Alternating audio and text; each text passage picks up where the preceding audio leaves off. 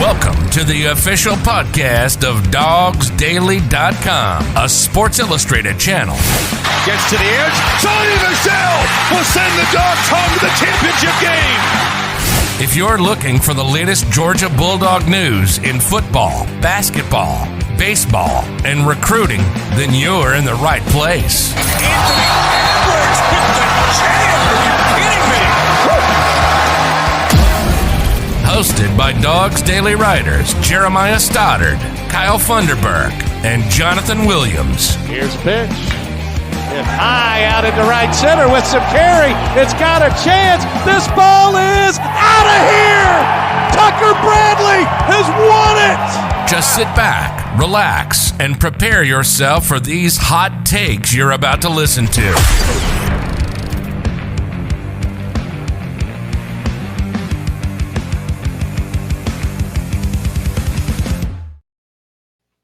All right, welcome back to another episode of Classic City Sports Podcast.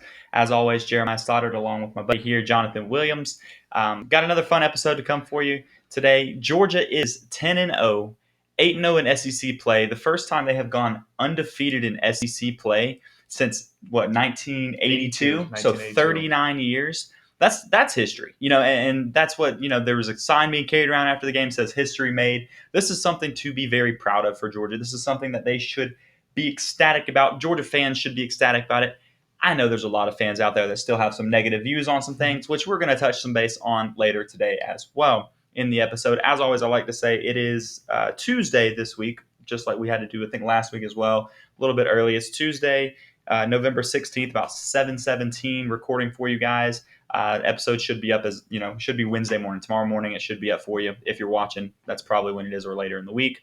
But we will bring you a few different topics today. Got to talk college football playoff scenarios. Those rankings are coming out tonight. Unfortunately, we're recording before that comes out, but I don't really think, as Jonathan and I were talking about it, don't really think too much is going to change in the top six since all of those teams won. There may be a slight shift in something, maybe somewhere, but it's probably going to stay pretty static, not too much of a change there. And then we're going to talk about this Georgia defense because there is still a lot of speculation. There was before the Tennessee game about how Georgia's defense hasn't been tested against a good offense that can attack downfield.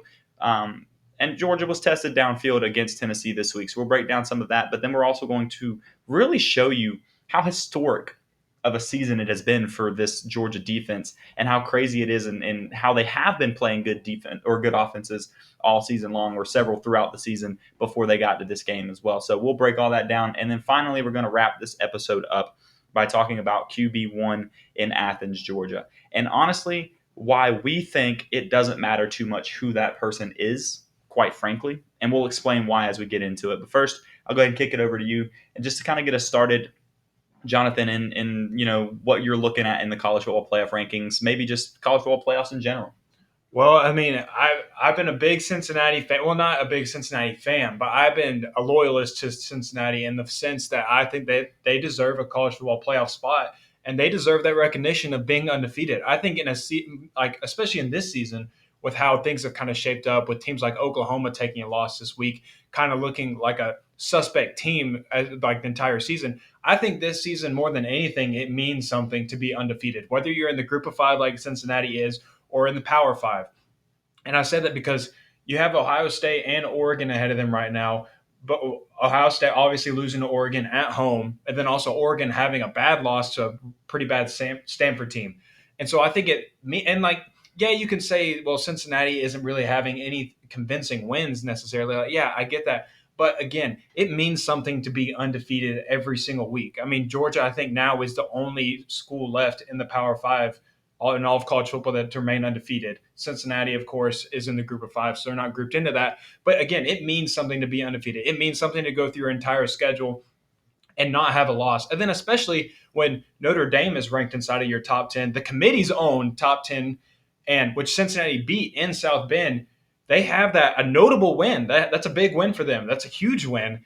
But yet still, they're not putting them in that top four. And I think it's time. I don't think it happens tonight. I don't think they do it just because, Ohio State took care of business against Purdue. Oregon took care of business against Washington State this week. So everybody in the top 6 did what they were supposed to do. Michigan got a win, and then Cincinnati kept on fighting, and they got like a 45-25 win over can't remember who they played, but they played on like Friday night or something like that. Yeah, it wasn't a big name team, I'm pretty sure. No, I remember it wasn't, seeing that as well. So it wasn't like a crazy win or anything, but everybody basically, I agree, everybody took care of business. And it just kind of played out the way that it was supposed to this week, right? Everything stayed right in college football. There wasn't a crazy upset, in that top-ranked team area. But I'm with you. You and I jumped on the show with Brooks Austin last night for a couple minutes on his NBR show last night on YouTube. Y'all should go check that out if you haven't. Great content. But he opened up the lounge and called on us to talk for a second on there. And that's what we were talking about there with him. And one thing that I brought up was, with the college football potentially expanding, he and I agree on the sense of, not liking it staying at the 4, kind of thinking that's a good spot for it, but it going to expand. I was saying that if they were going to expand, I hope they would do it at 8 instead of 12, but he, kind of went through his process of why they'll go 12 instead of 8 if they're going to expand, which I would agree. I think it was pretty good points on there as well for going to a 12-team playoff if you're going to expand at all. But anyways, my point of bringing that up on there was Cincinnati specifically. I said the nightmare scenario for Cincinnati this season is Alabama beats Georgia in the SEC championship game. Mm-hmm. Ohio State wins out, and Oregon wins out. Because then at that point, it's going to be Georgia, Alabama, Ohio State, Oregon, not necessarily in that order. I'm just naming them out.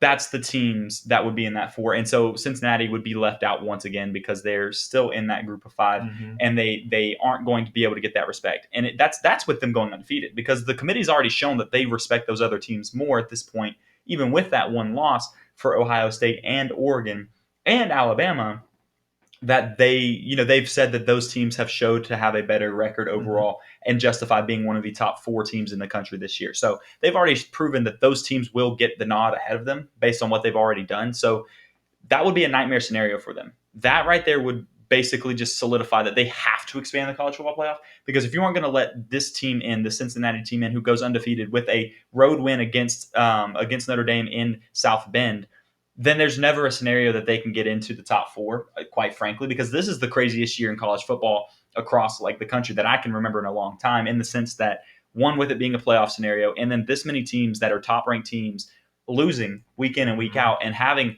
3 of the top 4 teams being a one-loss team right now. That's the first time that I've seen that in a long time in general. And in the college football playoff era, it's probably the first time I remember seeing 3 teams being one-loss teams in that, there's not always undefeated teams, but 3 being one-loss teams. Mm-hmm. And everyone just kind of looking at it and being like Georgia and then everybody else kind of conversation. That's a crazy scenario. I know we've had LSU be that type of team where they're just them versus everybody else. Yeah. Alabama, them versus everybody else. I get it. So that part's not too crazy, but just the way it's played out in general, it's a perfect scenario for Cincinnati to be one of those 4 teams. They've made the argument, in my opinion, to be one of those 4 teams. I know that they've struggled against some other teams this year that they probably should have beat handedly, but a lot of teams have done that. Georgia's had a shaky game against Florida at this point, where they still ended up winning by a large margin, but they showed a little bit of flaws. They had a Tennessee team come in and score the most points that they've had given up all season long, still won that game pretty handedly. And other teams, Alabama struggled. They only beat Florida by 2 points. Like, that kind of stuff has happened for all of these teams. Ohio State struggled week in and week out a few times, and Oregon has just barely slipped by a couple times as well. And it's just, this is the year that team should be in. And if they aren't, it just basically just locks down. Like, I mean, if you're not going to expand, there's no point in teams like that even trying, because you're not going to let them in. Well, and then also, I mean, I'm with you. I'm very much against expanding the college football playoff, and for this specific reason is basically what you just talked about. There are tons of teams right now. Like, again, you have Georgia at the top. Georgia's number 1. Everybody knows that. Georgia's the best team in the nation right now, hands down. Nobody even like no one comes close. And then you just kind of have everybody else, and you don't exactly know what everybody else is. Like, sometimes Ohio State, they look like they could be the top 2 team in the nation. Like, sometimes they look really good, and then other times, sometimes not. And then you have Oregon, like, oh, are they a top 4 team? Well, this week they looked apart. This week, not so much. Cincinnati, you can say the same thing. We did it with Oregon.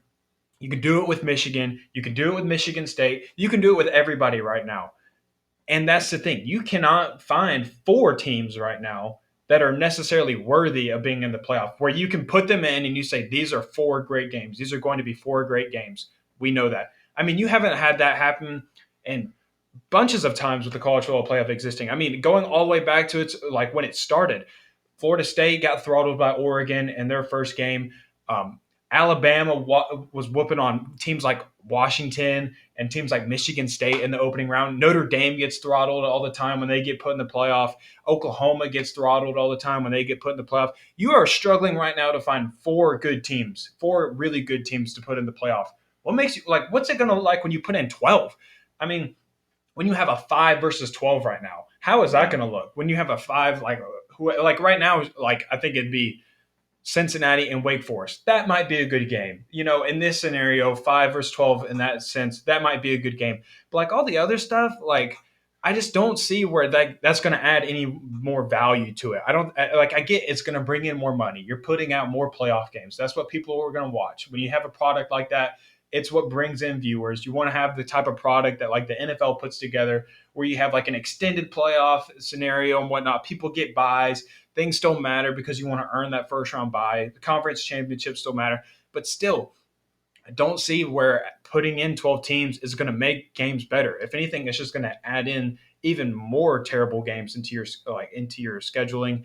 And so that's where I'm against it. I don't think you're like necessarily narrowing down the talent, because right now you're struggling to find just 4 teams worthy of playing in the cultural playoff. I mean, every year there are question marks of was this team worthy or not, and they go in there and they lay an egg. And that's where I'm against it. And I know it's inevitable, but yeah, it's inevitable and it's going to happen. But here's what's going to happen, because you made the point that you just made there about a Wake Forest versus a Cincinnati might be a good game. Here's the thing. This is what will happen when there's 12 teams, right? So 5 plays 12, 6 plays 11, 10 plays, and so on. And it just keeps going down like the list and everything like that. And you make it to where those teams, those matchups honestly might be good games, because those teams are in a general pool of the same type of level that they are. For this year speaking, yes. Yes, that's what I'm saying. Yes. And specifically, you can't speak for the future and that kind of stuff. It might change. You never know how things are going to play out. But those games specifically, honestly, might be good games. Most of them will, I would say. Mm-hmm. I would go out on a limb and say most of those games would be good games. Here's the problem. So when you do that, though, those teams that already aren't on the same page as, a Georgia or an Alabama or, maybe one of the top 4 teams, you're now putting them through an extra gauntlet where they actually have to play an extra game, get beat up even more. Then like a week or so later, because they're going to have to condense it in, and it's going to be quick turnarounds for those teams that didn't get the first round bye. They're going to have to play immediately after playing a very physical, very tough game, potentially having some extra injuries, then go play against one of the top 4 teams in the country. Who's had 3 weeks of rest, who knows how long at this point. Exactly. That is where that's going to hurt. The final games are going to get even worse than they are right now. You'll have a couple better playoff games up front. But the final games that we already have right now in the semifinals and the championships, we've already seen so many blowouts. Those will get worse because those teams beforehand are going to be beat up even more. And you're going to give a team like Georgia extra rest and extra time to recover, which is huge for a team like Georgia right now with so many injuries on there. You give them extra time to recover and you take out their opponents, and give them more injuries because they have to play in a big game like that. You're going to make those final games bigger blowouts and worse games than what we've had so far. So yeah, you do add some extra games and get some good games here, but you're going to hurt the end result once again like they do. But at the end of the day, we all know that this is all about a money grab. They will make a lot more money by having 12 teams in there than they do by having 4. That's a fact. There's nothing you can argue with that. And at the end of the day, always follow the money line, and that's the reason the decisions are being made. So they're going to do it. They're going to get exactly what they want out of it. But as a college football fan, honestly, it could hurt the sport. Yeah, I'm just not a fan of it. I mean, and this is another thing, and I think Brooks said it perfectly. I was in full agreement of this when he said the reason why college football is the greatest sport in America right now, in my opinion, in Brooks's opinion, and if you're in agreement in your opinion, not saying like it is for a fact. This is just my opinion. It's because every freaking Saturday matters. I love baseball. I'm a huge baseball fan. You're a huge baseball fan. We loved watching the Braves play this season, World Series championships. But again, 162 games in a season. You can lose they won 88. Yeah. They won 88 of 162 games, and then they went and won the World Series. Yeah, so they lost nearly 80, almost half of their games of the entire season, and they went on to win the World Series. You can't do that in college football. Nope. Even in the NFL right now, just last week, who the Falcons were in playoff contention for right now. Like if the playoffs had started last week before this last Sunday started, the Falcons before Dallas really took care of business. Before Dallas throttled them and Jesus. beat them like a drum, the Falcons would have been in the playoffs. So you don't even have that in the NFL. This is the only sport where every weekend, every game matters. You cannot have a slip up. You cannot lose.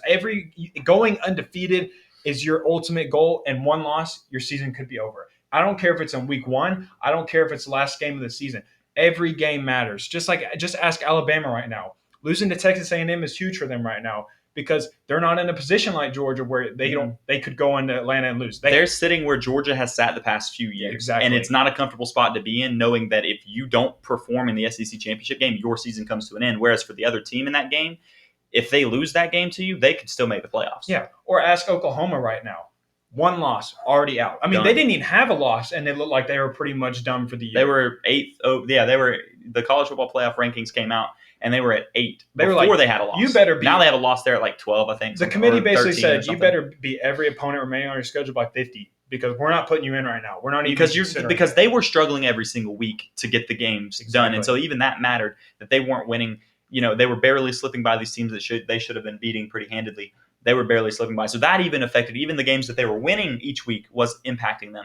And I'll use that as a point since we're not really going to do a preview for next week because it is Charleston Southern, but I'll use this as a moment to tie that in. Even next week's game against Charleston Southern matters for college football. 100%. Brooks even talked about that yesterday as well. And that game matters for college football for a lot of reasons. It's a good game for Georgia because you'll get to see a lot of players that may not get much time throughout the regular season. It's hard to get them on the field, or players that may have been dealing with injuries and stuff throughout the year that are on the brinks of coming back actually get some time to get out there where they're not as concerned about them going up against the Tennessee or another SEC team. They'll let them get some playing time against the Charleston Southern to get them eased back into the rotation and playing so they're ready to go come December 4th against Alabama or maybe somebody else if something crazy happens there. And you know what else happens if we go to 12 probably? You probably don't have games like that anymore because you're probably going to cut down the regular season to where you're not having to play so many games. Yeah, I don't know. I mean, you'll have to cut down the regular season, which means you're probably not playing a Charleston Southern, which – for a fan perspective, that might be great because you're not having to sit through those games on Saturday. But then you also have to think like Charleston Southern uses that money to fund their program. Those programs might end. Yeah, they need that money from Georgia paying them $1 to $2 million to come play against Georgia this Saturday. That money matters for their program. That funds most of their budget for the entire year. It provides programs like that could not be able to have a football team. Exactly. Just a few years ago, UAB had to shut their football team their program down. They're back now and they're actually like playing better overall and they're excited about having it and stuff. But these games, like when they came to play against Georgia this year, that game where Georgia pays them so much money to come play is extremely crucial for them being able to keep that program afloat. And so taking out those games hurts college football as a whole because you're going to have teams like Charleston Southern shut down their program because they can't afford to do it without that money coming in from those big name teams that they go and get throttled by. But they need those games. They like those games themselves. One, it's national exposure for a lot of those players that they can't get on their normal regular season, but it's also a chance for their school to get a lot of money to do it. Yeah, and then also I'm going to add on to this. Go all the way back to before the season even started. We were sitting right here, and what were we talking about for Georgia versus Clemson? This one game against Clemson is a major deciding factor for both teams, win or lose. Like it's a big deal for both of them because the winner of that game was pretty much like in prime position to make a run and go into the college football playoff. The loser had some ground to make up.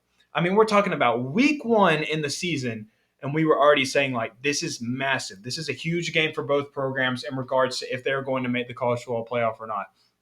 I know that Clemson now at this point in the season is obviously just kind of fizzled out in regards to their college football playoff hopes. There's a lot of questions surrounding that program. But still, before the season even started, we were talking about the playoffs already for that week 1 matchup because that's how much it matters. It mattered every single weekend. It did. It mattered week 1. Being 1-0 and 0-1 in week 1 was a huge difference for Georgia because now look in the position you are in now. With one loss, you have to win out. You had to win out. You had to go the next 13 games or next 12 games after Clemson to make the playoff. Now you don't have to do that. You didn't have to go on that massive winning streak. You didn't have to try and do what Clemson had to try and do to make the playoff.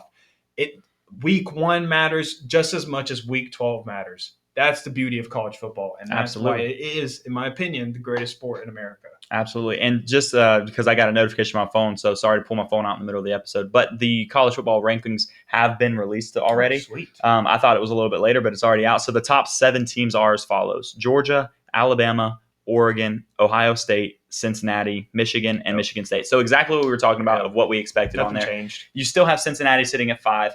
And so just outside that top 4 right now and trying to break in. So everything that we talked about earlier does apply directly still this week, because that is what they are showing, is that those teams having one loss in front of them, they still have a stronger schedule, and they pass, I assume, the eye test as far as being a better team than Cincinnati right now. And hence Cincinnati still being left out the top. Yeah, and basically it's the committee saying what we just said, is that if 2 through 4 wins out, they're going to be in the playoff, and we're leaving Cincinnati out. And it's going to take one of those teams losing to bump them back out and put Cincinnati in the top 4. So they're already basically telling you what the playoff is going to look like, assuming everything stands within that. Georgia could shake things up for Cincinnati. So if you're a Cincinnati fan, you obviously want to be pulling for Georgia December 4th against Alabama, because you want Alabama to take that second loss, get booted out of the playoff, and get yourself a playoff berth. But until that happens, or if that happens, you're going to be sitting on the outside looking in, just hoping and praying something crazy happens. So, and this will be the last thing we talk about before we shift the conversation due to time reasonings, obviously there. I personally, I think Cincinnati is going to be in the playoffs because, quite frankly, one, I think Georgia has a very good chance of beating Alabama. First off, I'll start with that. I think Georgia this year has a great chance at beating Alabama. Am I guaranteeing it? Absolutely not, because it is still Alabama and Nick Saban, and they will be very prepared for that game overall. But I do think that this year of all years that Georgia has faced Alabama, it's their best chance yet to beat that team because of what we're going to talk about next, which is that Georgia defense as well. And I also don't think that Oregon and Ohio State both make it the rest of the way without losing another game. I think one of those two teams loses another game, and so therefore that would already propel them into the playoffs. But I also think Alabama could lose. So at that point, you might have an extra spot for somebody else that's right behind them as well. But I think at the end of the year, I do think you see Cincinnati in there. And honestly, as a Georgia fan especially, plus Cincinnati and college football as a whole, you want to see college football let them into the college football playoff. Just because at this point, it's either do that or you're just not going to do it until there's a 12-team playoff, which maybe they won't at this point. But that's not a very good look overall with everything that's happened the past couple of years. But as a Georgia fan, if they slip in at 4 and Georgia ends up at number 1 because they took care of business with Alabama, you don't think you want to play against Cincinnati? Yeah, I think that'd be a great matchup for Georgia to start the playoffs against Cincinnati. I would love that as a Georgia fan. I don't know about you, but I mean, and the reason for that being, one of the several reasons I'll say, is that Georgia defense, though. This Georgia defense is unbelievable. It's next level good. It is. We looked up the stats, and I'll pull up the numbers again once I pass it over to you. I'll pull my phone out again because that's where I have all my information. Of why this Georgia defense has played against decent offenses, actually good offenses, great offenses this season across college football, and they've still been able to hold teams to as few points as possible. I think after Tennessee scoring, the most any team has ever scored was 17 points against them. After that, I think it's like 7.6 points a game that they're allowing. So after somebody scored a lot more than people have scored so far, or at least it felt like a lot more because, almost getting 20, right? They're still only allowing 7.6 points per game. I mean, that's pretty good. I don't know about you. Oh, yeah, no doubt. And I mean, it's week after week. This Georgia defense is withstanding every single piece of adversity or whatever, however you want to call it. Every single week, they're withstanding the test. No matter, we said it last week, every single week they're saying this team's going to be the one challenging them. This is the best offense they've played. Blah blah blah. Tennessee, without a doubt, was the best offense that Georgia has played. And they withstood the challenge. I figured that I assumed actually in my final score prediction. I know on the show last week I said I'll believe it when I see it that a team would score more than 13 on Georgia. But I actually put in my final score prediction that I thought Tennessee would reach 17 points, which they did because I figured there'd probably be a garbage touchdown like they got with 3 minutes left in the game. So, but nonetheless, what I do think though is that for once, there was a bit of a weakness that was exposed for Georgia, and it's not necessarily an eye-opening, oh my gosh, this is it, this is how you beat them, because it's still tough to actually execute. It's that you got to beat them over the top one-on-one when you got man-to-man against a Keely Ringo or whatever, because they struggled against that. Now again though, Tennessee hit it a few times, probably 4 times or something like that, or came close to it at least. And that wasn't even close to being enough for them to take down Georgia. I mean, they still got beat 41-17. So you're talking you got to hit a play like that probably 8, 9, 10 times in a game just to beat Georgia, and you got to have a few of them go for a touchdown probably, it's still not easy to do. So again, like even though like maybe a weakness was exposed for Georgia, it's really not that much of a weakness when like how collective of a unit they are and how well they play as an entirety of a defense. Plus another thing, I mean, the Georgia defense just had the MJ flu game. I mean, I was about to say that too. They had tons of guys gassed. They had guys that were dealing with stomach bug, having a fever, out of breath. I mean, you could tell some players that usually just have a motor throughout all 4 quarters, they were on their knees gasping for air. And they just absolutely owned the Tennessee offensive line up front, and they shut them down for 4 quarters for the most part of it. So, again, this defense, again, gives us something that's just like, wow. I mean, it's ridiculous of what you're doing, and it's historical. It is. I mean, it is a legit statement now to say that this is probably the best defense that we've seen ever. Almost, I think so. I think it's pretty clear with that. I mean, they withstood the challenge every single week, and they continue to impress. 10 weeks in, they continue to impress you every single week. Absolutely, they really do. And we talked about this before. By the way, is anyone actually surprised that Georgia's weak spot on this defense is the secondary against a deep passing threat? Like, is anyone actually surprised? As if that's not what even us, like, we're not insiders. We're not like, we write for Dogs Daily and stuff like that sometimes. We talk to Brooks Austin a lot, that kind of thing. But if we're able to sit here and decipher that, like, yeah, the weakest part of this defense is going to be the secondary going into the season, which we talked about that for weeks going into the season, that is the weakest spot of this defense. Who's surprised to see that still be the weakest spot of this defense? And I'm going to connect it to what you were just saying too, it being like the MJ flu game kind of thing, because the best friend of a passing defense is the rushing, the pass rush. Yeah. The defensive back's best friend is that pass rush, right? Well, Jalen Carter left the game mid-game because he had the flu, because his temperature rose above 100 degrees. So he had to be pulled from the game, but he was trying to play through it. He was still throwing players around like rag dolls out there, by the way. He did. And he was still doing all that while being sick. And eventually he had to be pulled from the game because his temperature rose too high. So you have a player like that going out because of it. Offensively, Georgia had, I think Warren Erickson was one of the players that was showing symptoms and got really hot while playing. And so they had to pull him from the game with dehydration, all that good stuff as well. And on the offensive line. So, but back to the defensive side, when you have a big guy like Jalen Carter not on that defensive line, and some other people were in and out of the game kind of slow. There's not like an official list that I've seen of who all was dealing with it, but players like Jalen Carter was, because he was pulled from the game. Yeah. And I want to say Fitzpatrick was one of the guys that had issues with it as well on offense. Sure. From what I know, there was like 9 or something like that. And there was 3 starters. Erickson was one. Jalen Carter was one.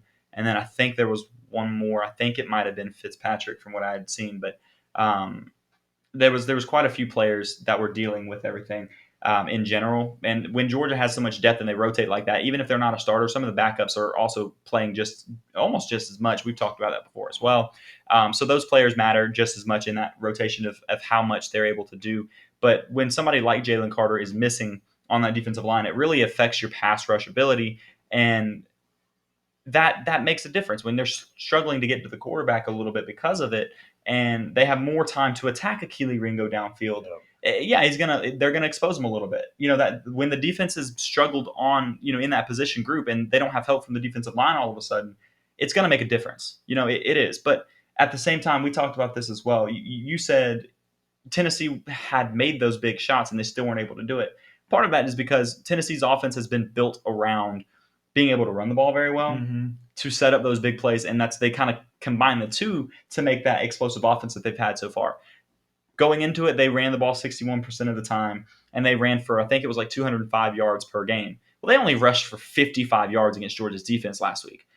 That's why throwing the way they did, and still throwing for a lot of yards, honestly, I think they were over 300-something yards passing offensively. I mean, yeah, that one wide receiver had 200 yards alone. So that wasn't enough because they couldn't put it together with that rushing defense, as well, like that rushing offense as well against Georgia's front seven. So that's why, nobody should be surprised that Georgia's defense struggled in the secondary against a deep pass like that. So there's some teams that might be able to attack it very well down the road. But once again, this wasn't even enough. Throwing it that much against Georgia wasn't even enough. They lost by 24 points. They lost by 24. Yeah. I mean, I don't know what else to tell you on that. Couldn't even crack the 20s. So. No. And to go into the stat line of it real quick, just for the season, right? Because every week Every week we heard Georgia hasn't played a good offense. Georgia hasn't played a good offense. This is the first time that they play a good offense that can actually test them and see if that defense is so good, right? Well, guess what? They're 10-0, undefeated in SEC play, so they've got through all their SEC opponents. It's going to get the stat line for points allowed per game might get even lower by the time they get done with Georgia Tech and Charleston Southern. So we'll hold on that and the final part of it. But after going through the SEC schedule, they've still only allowed 7.6 points per game, and they went undefeated on there. And just to give you some ideas of the teams that they have played, right? So teams, if you were to remove the Georgia game from their schedule, right, of where they rank offensively across the nation. Tennessee, I'll start there because we just played them, right? So right now they rank 21st in total offense, across the nation. Without the Georgia game, they'd be 17th. So they still move up 4 spots if they hadn't played Georgia. Missouri, 45th in the nation right now because of playing Georgia. If they hadn't played Georgia, they'd be 20th. That's a huge jump right there. That alone. Florida, they're right about where they would be. They are 9th in the nation, so that's actually technically the best offense they've played, by the way. And Tennessee said they hadn't played a good offense all season. But, they are 9th in the nation still, and they would be 6th in the nation had they not played Georgia. Another big one right here. Arkansas, 34th in the nation right now. They would be 14th in the nation if they didn't play Georgia and get shut out in that game. That is huge. So if the teams didn't have to play Georgia, there would be 5 teams within the top 30. And just because I left one out, Auburn, 47th in the nation right now. They would be 27th if they hadn't played Georgia. So those 5 teams would all be in the top 30 in total offensive production in the nation had they not played Georgia. So that tells you Georgia's defense is legit. They have played good offenses. Those good offenses weren't able to muster it up against Georgia, and that just further proves that this is an elite defense that nobody can touch compared to what we've seen in years past. Those teams as a whole, all of them, all 10 teams, are averaging 171.2 yards per game below what their regular season average is in games not against Georgia. So teams that play against Georgia, 171 yards less than they normally have against other teams. That's insane. I mean, it's insane. It's unheard of. And especially, again, like, I know we repeat ourselves a lot with this defense about saying the same things, but that just shows you how consistent they are. They have continued to maintain success. Again, 10 games into the season, and that's not going to stop now. I mean, that's only going to continue through the next 2 games against Charleston Southern and Georgia Tech. That's probably going to continue into the SEC championship game. It's going to continue into the playoff because they've been tested over and over and over and over, and yet they still withstand it. They when's the last time we've had a team not give up 20 points ever, or 20 or more points ever in a season? I don't know. I mean, especially through their entire regular season or SEC games. It's absolutely insane. I know there's teams like probably back in the 2000s, early 2010s maybe that have done it. But again, it's all about the era of college football now. It's all about the sport now. There were no offenses like what we're having now, like at LSU in 2019 or in Alabama last year, that were playing at that high of a level in today's world back in 2010. Everybody was ground and pound. If you can stop the run, you probably can beat up on any offense, and you can shut them down for the most part. It's not like that anymore. You got guys like Lane Kiffin as an offensive coordinator who are just chunking the ball down deep and hitting their deep shots all the time. You got guys like Mike Leach as head coaches over at Mississippi State. You got teams like Tennessee that run a really fast offensive tempo, and they set up their deep shots, and they more times than not they usually hit them. So it's just absolutely incredible to watch it, and I know for a fact that I'm enjoying it because, guys, when this season is over, there's going to be so many guys to come off this roster and leave and go to the NFL because that's how much talent is on this team. It's going to be guys that aren't starting necessarily. Like, you're going to have guys like Channing Tindall probably be a top 4 round guy in the NFL draft now off of this season because he has proven himself, and it's just an insane amount of talent. I mean, so enjoy it now because it's all going to be gone next year. Not saying that they won't be really good next year. I mean, we are talking about Kirby Smart. He's proven that he can reload his rosters and keep them afloat, even if they take a big chunk of their players off. But when you're losing guys like Jordan Davis, you're losing guys like Nakobe Dean and whatnot, it's a big deal. So just enjoy it. Like we've been saying, enjoy this season because it's absolutely incredible. It's historical, and you need to enjoy it because you don't know when you'll have something like this in front of your eyes ever again. So really just take it in and absorb it and realize what you are watching on television every Saturday, because it is history in the making. Yeah, and really, like you said, enjoy it. And this is the big thing for it right now. Like what you said a minute ago is extremely important for this conversation because it is in this era of college football, right? Yeah. This is the era. Like I think early on, before the season started, we had an episode we talked about how the offense was so important at this point. Like the last 4 national champions or something had scored a ridiculous number of points per game. I don't have that number. Points per game or more. I'm glad you said that number because guess what? Georgia's offense right now averages 38.7 points per game. With Stetson Bennett. That's what I'm using to lead into the next conversation for sure. So they're averaging 38.7 points per game to go along with the defense that's only giving up 7.6 points per game. And yes, I know that some of those points come from Georgia's defense being as good as they are and putting up some points defensively as well. I 100% know that and agree with that. But here's the thing. Guess what?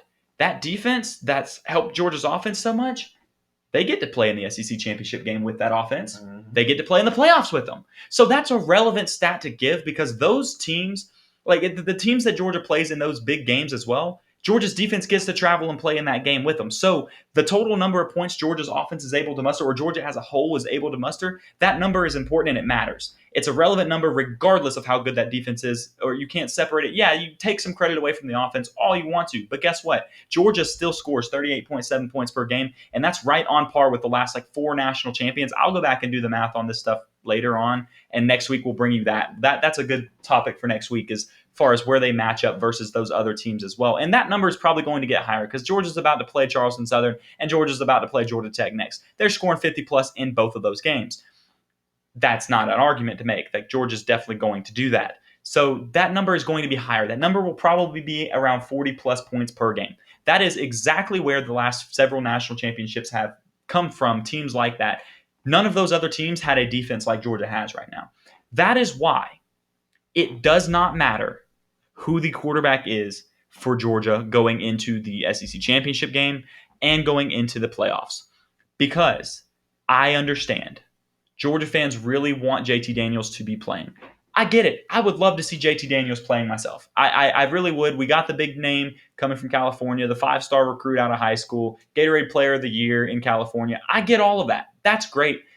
He is a good football player. Stetson Bennett is the reason that Georgia is sitting at 10-0 and undefeated in SEC play. I understand that the defense is probably the bigger reason, but without Stetson Bennett playing as sturdy as he had this entire season and getting them where they are, Georgia wouldn't be in this position. If Stetson Bennett was so much worse than JT Daniels, so much worse. I'm not saying he's on the same level as JT Daniels overall. I get that. I think JT Daniels is probably the better overall quarterback. I don't think anyone's really making that argument in this room. I don't think you'll make that argument that much in this room either. But he is good enough. There's not a big enough talent gap with this Georgia team, with this defense and this offense that they have playing right now that is going to mean Stetson Bennett can't lead Georgia to a championship this year. He 100% can, and you need to just let it happen if that's what Kirby decides to do. Yeah, and this is my whole thing is that it's not like Stetson Bennett is going out there and putting up 20 points, 24 points a game, and Georgia's holding teams to 3 but only putting up 24 points. It's not like that at all. They have been consistent throughout the entire season of putting up a ridiculous amount of points while also keeping their opponents at also a ridiculous few amount of points as well.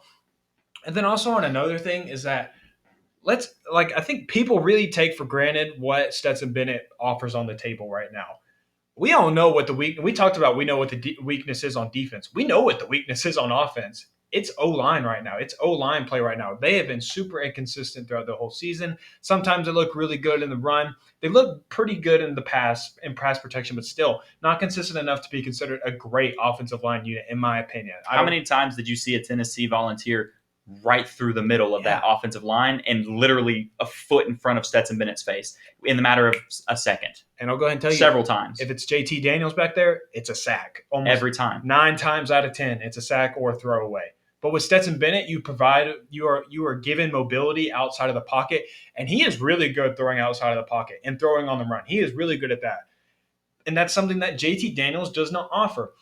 and of course, JT Daniel has things that he offers as well that Stetson Bennett doesn't have. But right now, of course. Right now, Stetson Bennett offers you like a bit of an edge over what JT Daniels offers you just because of the current situation that you are in regards to your offensive line. Now, I think JT Daniels could go in there right now and he could put up probably 41 points as well against a team like Tennessee, and he would flash his middle range accuracy, throwing 20 yards out, blah, blah, blah. He'd look really good doing it.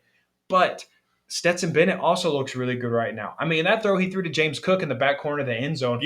Beautiful throw. Right on the money. I mean, nobody could have thrown it any better than that. I mean, it was in stride, absolute perfection.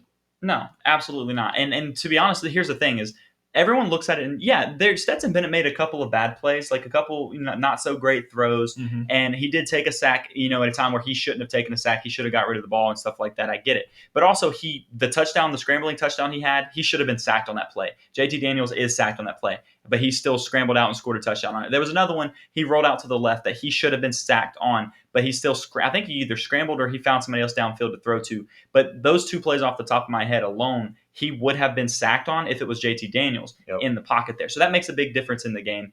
And I believe the other one of them was third down, or if not, both of those were third down plays that would have been sacks and ending the possession third right there. Third and longs too, I think. Yeah, like the touchdown was definitely a third and long. I know that. I think the other one where he scrambled out to the left was also a 3rd and 7 plus. Yeah. But those wouldn't have gone the way that they did had JT Daniels been the quarterback under center in those moments specifically. Here's the thing that gets me. Do you really think that JT Daniels would come out there and not make any errors? Oh, gosh. He's going to make an error. Every quarterback makes errors. So to sit here and say that anytime that Stetson Bennett makes an error, maybe he makes a bad throw, maybe he should have got rid of the ball right there. JT Daniels took sacks last year that he shouldn't have taken, that he could have got rid of the ball. I remember a few of them. I could go back, find clips of them. I know he did, but that's because that just happens in football. Every quarterback does that. Every quarterback makes a couple bad reads and a couple bad throws in a game. So to sit here and say that Stetson Bennett, he made a couple bad throws that you didn't like, or maybe he made a couple bad decisions that you didn't like, and to assume that JT Daniels would have been in and not made a single one of those same bad throws or any type of bad throw or error throughout the entire game, then you're massively mistaken. He definitely would make a mistake or two in the game. He maybe not throw a pick, but guess what? Stetson Bennett didn't throw a pick on Saturday either. So not all mistakes, are going to be forgiven because somebody else comes into the game at quarterback. So you can't assume that it's just going to be drastically different. Those mistakes that you don't like seeing from Stetson, that JT Daniels just wouldn't make that. You can't make that argument. It's a big what if. You don't know. He's not in that scenario. There's plays that he makes that JT Daniels can't make because they play a little bit different. Our offense does draw up a little bit different. Like Brooks talked about yesterday, there's about 5 different launch points that Stetson Bennett will throw the ball from because he rolls out to the right. He rolls out to the left. He drops back further in the center. He kind of stays up closer to the pocket. And he scrambles out a lot before he throws. With JT Daniels, you don't get those launch points, those different launch points like he does because he can't throw on the run the same way and scramble out and create plays with his legs the same way that Stetson Bennett can. And like you said, with that offensive line being the way that it is right now, that's crucial. It adds a lot, and it's very helpful for Georgia's offense as well. So I'm with you. I think that JT Daniels could come in and still score 40 points a game. I think he could do it. Right now, I think that Stetson Bennett is doing it. He's showing that he's been able to do it while JT Daniels hasn't been available. And so you stick with the hand that's got you where you've gotten, and you let it play out because I think that's what's going to happen. At this point, after watching this weekend, we never saw JT Daniels come in the game. We know he's healthy at this point because he played the week before against Missouri. So he's healthy. He didn't get into the game at all against Tennessee. I think that pretty much told me that Georgia is running with Stetson Bennett the rest of the way unless he comes in and has a really bad game. Unless he makes really big errors that puts Georgia in a bad spot, then you might see them plug in JT Daniels for a different spark, kind of like what Alabama did in years past against Georgia. When Jalen Hurts gets pulled from the game and Tua Tagovailoa gets put in at halftime, that's the kind of thing that it would take for Georgia to go to JT Daniels, in my opinion. And I don't think that's a bad thing. I think that's because Georgia has gotten where they've gotten with Stetson Bennett. And at this point, you should sit back as a fan and just be like, you know what? Hats off to the kid. He's played incredible. Yeah, and let's not act like JT Daniels is the second coming of Tom Brady or the second coming of a Joe Burrow. He's not like JT Daniels is a good college quarterback. We know that. We've seen that much from him. We know that he is a good quarterback. But he's not like some elite specimen that's like, oh my gosh, like we've never seen anything like this before. Like he is just at an absolute next he's on another level compared to everybody else. He's a good quarterback. Stetson Bennett is also a good quarterback. Just be glad that you have two good quarterbacks on your team right now. You can play in a situation that you might need him in. That you are in a situation where if Stetson Bennett does have a game like a Jalen Hurts had against Georgia in the national championship game, that you can put in JT Daniels, try something new, and you can trust him. You can rely on him. Be glad you have something like that because, as I said before, there are tons of teams that would like to be in the situation that Georgia is in at quarterback right now, where they have two really good options. Oklahoma right now, ask them. They're still figuring things out at quarterback. They thought they had it with Williams, with Caleb Williams. Well, they just took a loss, and they ended up putting Spencer Rattler back in at quarterback. They're still figuring things out. And we're talking about Lincoln Riley, one of the best quarterback coaches in the entire country. And the fans said that Williams would be by far the answer for it. They were screaming for him for weeks before he got put in. And guess what? He got replaced by Spencer Rattler already. So exactly. Be glad you have Stetson Bennett and be glad you have JT Daniels. Don't focus on who's not playing and who is playing. Just focus on A, you're winning ball games. B, as we said, you're undefeated in conference play for the first time since 1982. 10th time, I believe, in program history, dating all the way back to 1922. That's insane. And then you're also on track to make another school record, to be the fourth team in program history to go undefeated the entire season. Last time, 1980. So be glad about those things. It's a historic team. Again, this team is making history and is on the verge of making even more history. Be glad about that. Because when it's all said and done, if you bring home the Natty, you're not going to care about who was playing quarterback. None of that's going to matter. So just focus on all the good right now. And the good is that Stetson Bennett is playing well. And then also another thing that is good is that you have JT Daniels on your bench ready to go whenever you might need him. That's the good right now. And also you have 2 weeks to still kind of figure things out. So if you want to keep on experimenting with JT Daniels, you have 2 weeks that are perfect for it. You're going to get your answers that you have at quarterback, if there are any. I'm not saying that Kirby Smart does have any questions at quarterback, but you have 2 weeks to maybe answer those if you do have them. So focus on those things.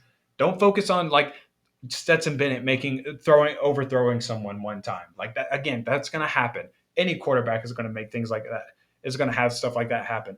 But just enjoy all the good things and don't focus on the quarterback position because as we said about this segment, it doesn't matter who's playing quarterback. Either of your options is a viable option at this point. Both of them are going to produce for you. They're going to put up points on the board for you. And they both are very capable of running this offense and leading this team to a national championship. End of story. There's nothing else to it. No, and the biggest reason is, guess what? Once again, it is a team sport.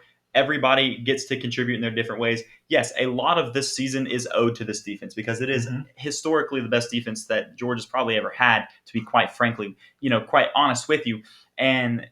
But you owe a good bit of that to Stetson Bennett, whether or not you want to admit it or not. You do. You really do. And I've heard this comment quite a few times from people.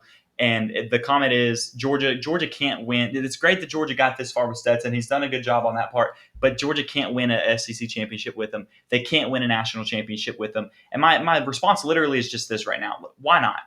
Please explain to me why he can't. Because he's been able to do what people didn't think he could do all season as a whole. He hasn't played terribly. He's still only thrown 4 interceptions this season versus quite a few more touchdown passes this year as well. He has done exactly what he needs to do to get Georgia where they've gotten right now. And to say that this team all of a sudden can't win the next game because of the quarterback situation when he's got you to an undefeated regular season almost here in 2 more games if they get to that part. The 4th team in program history to ever do that. The 10th team in program history to ever go undefeated in the SEC as a whole so far as well. So he's been able to do that, but all of a sudden he can't win an SEC championship game. Georgia can't do that one more time against teams like this with that guy at quarterback. I'm here to tell you that that's not true because this defense still, once again, gets to play every single game that Stetson Bennett gets to play. So as long as the defense gets to play with him, you can win a national championship. You can win the SEC championship with him.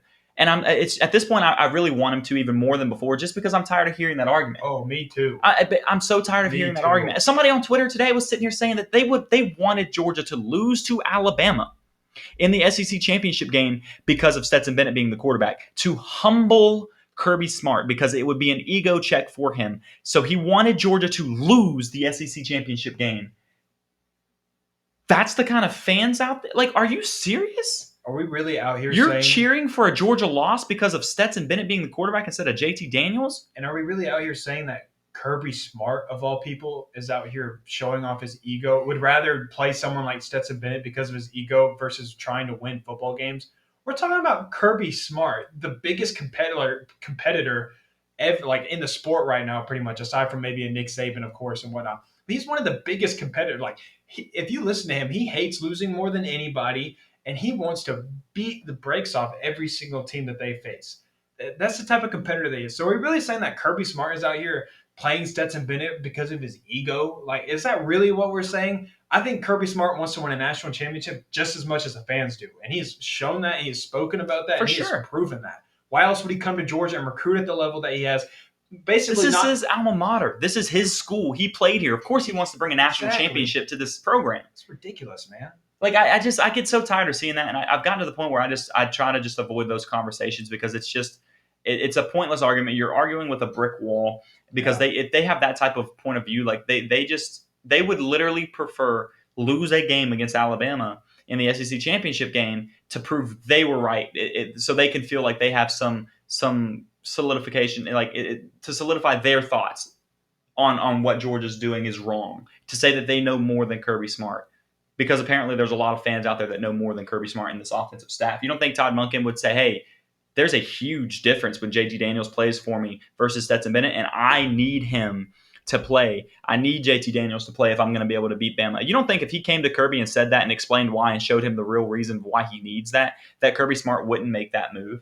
You really think that his ego is so big that he would not allow that to be moved? So you're saying that this offensive coordinator, Georgia staff as a whole, Kirby Smart, they don't know what they're doing, but you know better than all of them. That's what you are saying when you say that Georgia's making the wrong call with Stetson Bennett, because none of us get there and watch all of practice every single day and see what they're doing. None of us get to see that. We don't know what's happening in the locker room. We don't know how the players are responding to Stetson Bennett versus JT Daniels in the locker room, on the field, how that chemistry is working out. Because guess what? At this point, it is a chemistry issue potentially as well. Because if JT Daniels all of a sudden is thrown in with the first team offense and he hasn't been clicking with them all season long, that could interrupt the flow of this offense as well. There's so many things that goes into it that we don't know. We don't get to make the decision on. That's why they get paid millions of dollars to do it. And we sit down and watch them on Saturdays at our house. Yep. That's all I got, to be honest with you. I think that was a good way to finish. That's all I got. I mean, all I'm going to say is that, honestly, at this point, like, I've spoken my opinion about how I feel about JT Daniels and how I feel about Stetson Bennett. But really, at this point in the season, I almost am rooting for Stetson Bennett more because of how much hate he's gotten. Because he has done nothing against JT Daniels either, though. I think JT Daniels would. Yeah, I'm not. Georgia could win with either of them. That's the whole point of the conversation. But it makes me want to root for Stetson even more because of all of the unnecessary hate that he's gotten. I mean, I've never seen a player like this receive so much hate for leading a football team to be 10-0, number one in the country, clinching the East like 2 or 3 weeks ago, and being in prime position to win a national championship. I've never seen a single player, a quarterback nonetheless, be hated more for that. And like we said, averaging 38 points per game with his offense. It's ridiculous. It's ridiculous, man. So I'm pulling for I'll be pulling for Stetson Bennett to succeed, but I'm not to say, of course, that again, that I'm not rooting for JT Daniels or whatnot, but still, y'all got to cut back the hate, man. The guy does not deserve it. Good Lord. I swear. Yeah, that's all I got to say, though. So, and last thing, if Georgia could have won a national championship in 2017 with Jake Fromm being carried by the rushing game, that good defense as well, then Georgia can win a national championship with Stetson Bennett because, quite frankly, I don't think there's that big of a difference between those two quarterbacks right now. And you can hate me for saying that if you want, but I don't think there's that big of a difference between 2017 Jake Fromm and 2021 Stetson Bennett. Got more mobility, got a better defense to play with. If Georgia could have done it then, they can dang well do it this year with Stetson Bennett at quarterback. And that's what I'm signing off with. As always, keep it classy in the Classic City, and we will catch you guys next week. Thank you for listening to this week's episode of Dogs Daily on Sports Illustrated. Take a second to subscribe, rate, review, and share with your friends and family. Feel free to reach out to the Dogs Daily crew on Twitter with any topics you'd like discussed. You can reach out to Jeremiah at Jeremiah_Stod7, to Kyle at DK Fubderberg, and Jonathan at 22_Jman. Check back next week for a brand new episode. In the meantime, go Dogs!